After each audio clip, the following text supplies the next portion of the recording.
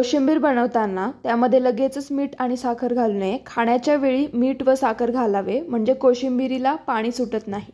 दूध उकळण्यापूर्वी अगोदर पातेल्यात थोडं पाणी ओतावे, यामुळे दूध तळाला लागत नाही। गुळाचा चहा फाटू नये म्हणून उकळत्या चहामध्ये उकळते दूध घालावे, म्हणजेच चहाचे आणि दुधाचे तापमान एकसारखेच असावे, यामुळे चहा कितीही उकळला तरी फाटत नाही।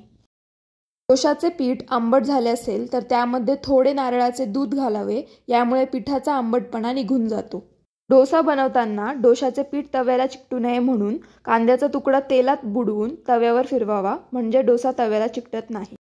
इडलीचे पीठ फुलले नसेल तर इनो टाकून नेहमीप्रमाणे इडली बनवा। इडल्या छान फुगतात आणि मऊ व लुसलुशीत होतात। वांगी चिरल्यावर पाण्यात मीठ टाकून ठेवावे, म्हणजे वांगी काळी पडणार नाहीत। बरणीमध्ये लोणचे ठेवण्यापूर्वी बरणीच्या तळाशी मिठाचा थर ठेवावा, त्यामुळे लोणचे खराब होत नाही। हिरव्या पालेभाज्या शिजवताना झाकण न ठेवता पालेभाज्या शिजवाव्यात, यामुळे भाज्यांचा रंग हिरवागार टिकून राहतो। शेवग्याच्या शेंगा उकडताना फुटू नये म्हणून त्यात छोटा गुळाचा तुकडा घालावा व मीठ चोळून ठेवावे।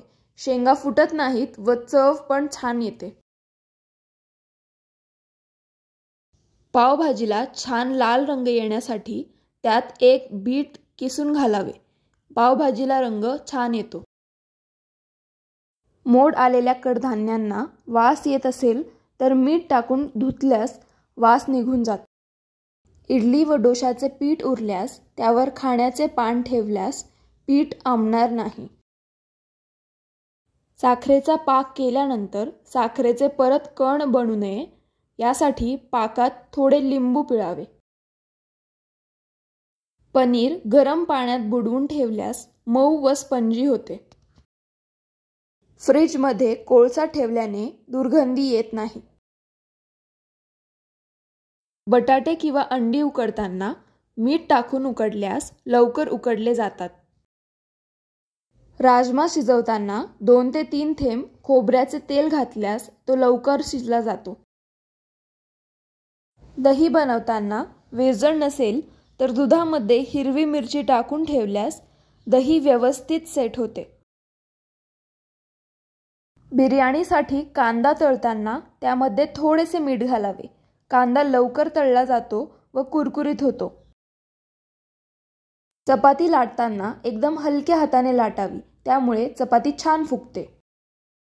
चिंच, आमसूल व कोकम काचेच्या किंवा चिनी मातीच्या बरणीत ठेवावे, म्हणजे जास्त दिवस टिकतात व खराब होत नाही। भाजलेल्या ठिकाणी लगेचच बटाट्याचा रस, हळद आणि कोरफडीचा रस लावल्याने भाजल्याचे व्रण पडत नाही।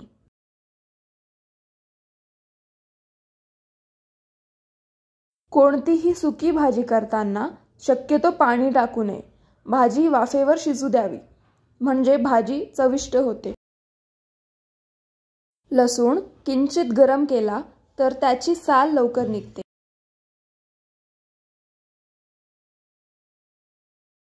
आले लसूण पेस्ट जास्त दिवस टिकण्यासाठी ती बनवताना त्यामध्ये थोडे देखील पाण्याचा वापर करू नये, त्याऐवजी त्यात थोडं मीठ आणि तेल टाकून बनवावे, नंतर हवाबंद बरणीमध्ये ठेवावे।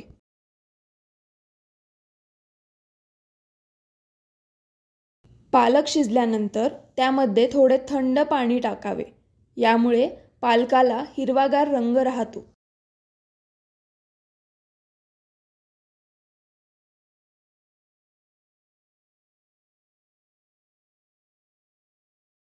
कोणत्याही भाजीच्या ग्रेव्हीचा मसाला परतताना गॅस मंद ठेवावा, यामुळे भाजीचा रंग आणि स्वाद चांगला राहतो।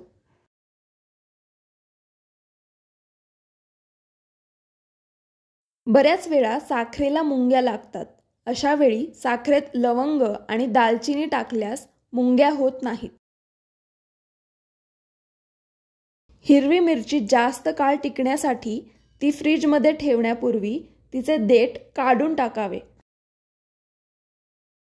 तर मंडळी, तुम्हाला ही आजची महत्त्वपूर्ण माहिती कशी वाटली ते कमेंट्समध्ये नक्की कळवा. अशाच नवनवीन टिप्स जाणून घेण्यासाठी चॅनलला नक्की सबस्क्राईब करा, लाईक करा, शेअर करा. धन्यवाद.